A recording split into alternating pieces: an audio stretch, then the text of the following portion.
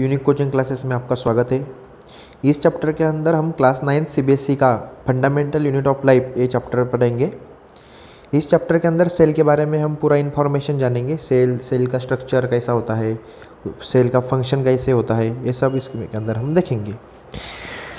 तो चलिए देखते हैं इंट्रोडक्शन से। सेल का इंट्रोडक्शन हम देखेंगे। Every organism in this universe are made up of tiny basic structural unit called cells. इस दुनिया में, इस यूनिवर्स के अंदर जितने भी ऑर्गेनिजम्स बने, चाहे प्लांट्स हो, एनिमल्स हो, बैक्टीरिया हो, ये सब एक टाइनी मतलब बहुत छोटे एक बेसिक यूनिट से बने हैं जिसको हम बोलते हैं cells. Cell were discovered by Robert Hooke in 1665। Cell की डिस्कवरी जो है, सेल की खोज पहली बार किसने की? तो रॉबर्ट हुक नाम के साइंटिस्ट ने की इन 1665 के अंदर। रॉबर्ट हुक ने जो सेल ऑब्जर्व किया वो खुद ने बनाया हुआ एक कंपाउंड माइक्रोस्कोप था। वहाँ पे उन्होंने एक प्लांट का बार्क लेके, उसका जो बार्क का कॉर्क होता है ऊपर का, उसमें सेल ऑब्जर्व किए। तो रॉबर्ट हुक ने जो सेल ऑब्जर्व किए वो डेड सेल था, वो एक्चुअली लिविंग सेल नहीं था, लेकिन सबसे पहला सेल जो है वो रॉबर्ट हुक ने ऑब्जर्व किया।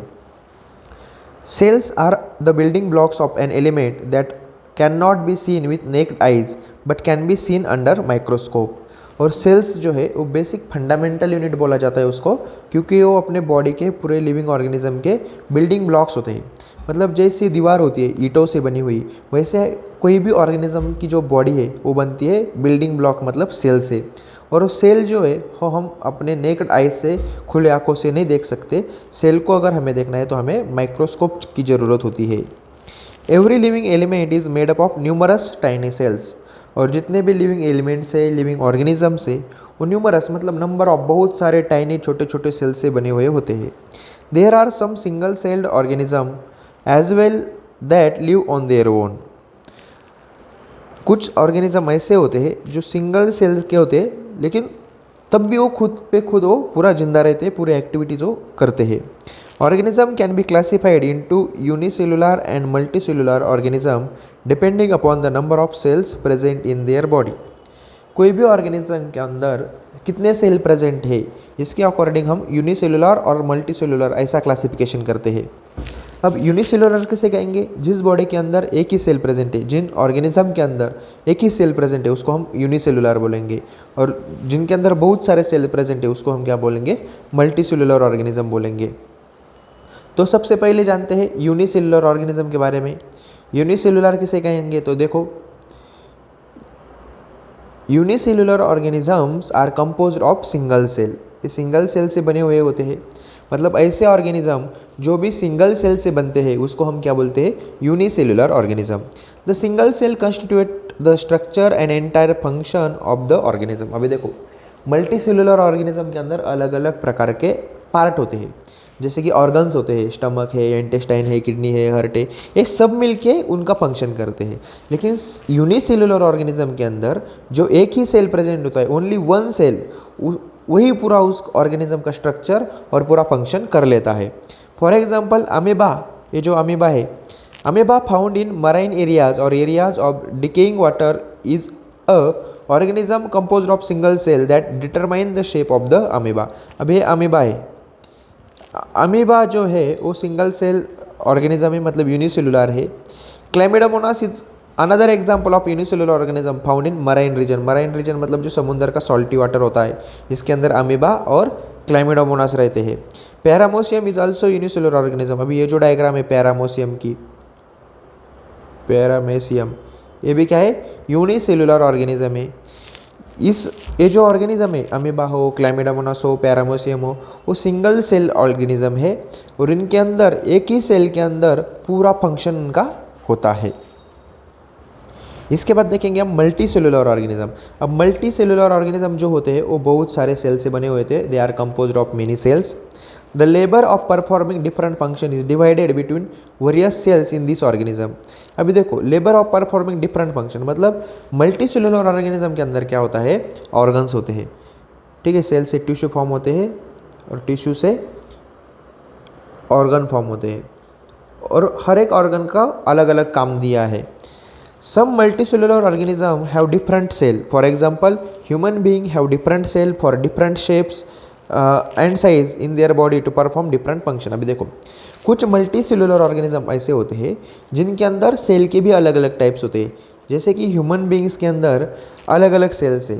ह्यूमन बींग के अंदर जो सेल है वो सब सेम साइज़ के सेम शेप के है ऐसा नहीं, उनका शेप अलग है, उनका साइज़ अलग है टू परफॉर्म डिफरेंट फंक्शन। अब फंक्शन के अनुसार उनका शेप और साइज़ दिया है। ये देखो, ये जो डायग्राम है, different cells in human being, ये स्मूथ मसल सेल्स है जो कॉन्ट्रैक्शन रिलैक्सेशन करते हैं, ये ब्लड सेल्स है जिसके अंदर आरबीसी डब्ल्यूबीसी आते हैं, ये ओहम का दिया है जो फीमेल गैमेट है, ये स्पर्म है जो मेल गैमेट दिया है, ये बोन सेल्स है, ये फैट सेल्स है और ये नर्व सेल्स है। तो इनके फंक्शन के अकॉर्डिंग इनका शेप, इनका साइज़ अलग अलग होता है। इसके बाद है स्ट्रक्चर ऑफ सेल। अभी तो हमने देखा सेल क्या होता है, बेसिक बिल्डिंग ब्लॉक होता है। According to cell present organism हम दो पार्ट में डिवाइड करते हैं, यूनिसेलुलर, मल्टीसेलुलर। अभी हम देखेंगे structure of a cell. Cell are made up of component of cell organelles. अभी सेल जो बनती है वो सेल ऑर्गेनल से बनी हुई होती है। मतलब अगर सपोज एक सेल है तो इसके अंदर बहुत सारे ऑर्गेनल्स होते हैं। इसके अंदर न्यूक्लियस होता है, इसके अंदर गोल्गी बॉडीज़ होती है, इसके अंदर एंडोप्लाज्मिक रेटिकुलम होता है, मतलब बहुत सारे ऐसे ऑर्गेनल्स होते हैं। A cell is capable to live and perform all their respective function due to presence of cell organelles। अब ये सेल का जो भी काम होगा, डाइजेशन करना, रेस्पिरेशन करना, जो भी काम है वो कौन करेगा, सेल ऑर्गेनल्स मिलके करेंगे। मतलब सेल के अंदर सेल के अलग अलग कंपोनेंट्स मतलब ऑर्गेनल्स प्रेजेंट है, इसलिए सेल क्या कर पाती है, सभी फंक्शंस कर पाती है। All cells have the same organelle irrespective of their function and organism they are found in, that is let it be bone cell or nerve cell or any other cell, all will have components। मतलब cell के अंदर जितने भी sales है, for example human के अंदर bone cells भी है, नर्व सेल्स भी है या अदर कुछ सेल्स है, तो इन बोन सेल के अंदर भी ऑर्गेनल्स प्रेजेंट है, नर्व सेल्स के अंदर भी ऑर्गेनल्स प्रेजेंट है जो उनका फंक्शन करने का काम करते हैं। इसके बाद देखेंगे हम part of cell are as follows. अभी सेल के अलग अलग पार्ट्स होते हैं। जैसे कि सेल के अंदर प्लांट सेल है तो सेल वाल होता है, सेल वाल के अंदर प्लांट सेल के अंदर प्लाज्मा मेम्ब्रेन होता है जिसे हम सेल मेम्ब्रेन भी बोलते हैं। उसके बाद न्यूक्लियस होता है, इसके बाद साइटोप्लाज्म होता है, endoplasmic reticulum, Golgi apparatus, lysosome, mitochondria, plastid, vacuoles, ये सब पार्ट्स सेल के अंदर होते हैं। तो ये पार्ट्स हम सब एक एक करके देखने वाले हैं अगले चैप्टर में, अगले लेक्चर में। तो इस लेक्चर में हमने क्या देखा, तो इस लेक्चर में हमने देखा सेल क्या होता है। सेल एक बेसिक बिल्डिंग ब्लॉक्स होता है जिससे हर एक ऑर्गेनिज्म बना हुआ होता है। उसके बाद यूनिसेलुलर, मल्टीसेलुलर, सेल ऑर्गेनल्स क्या होते हैं, सेल फंक्शन कैसे कर पाता है, और अभी पार्ट्स ऑफ सेल हमने देखे। अभी बाकी का जो पार्ट है बचा हुआ, सभी ऑर्गेनल्स जो है, ये जो पार्ट है सेल के ऑर्गेनल्स जिसको बोलते हैं, ये सब ऑर्गेनल्स हम अगले चैप्टर में कवर करेंगे। Thank you.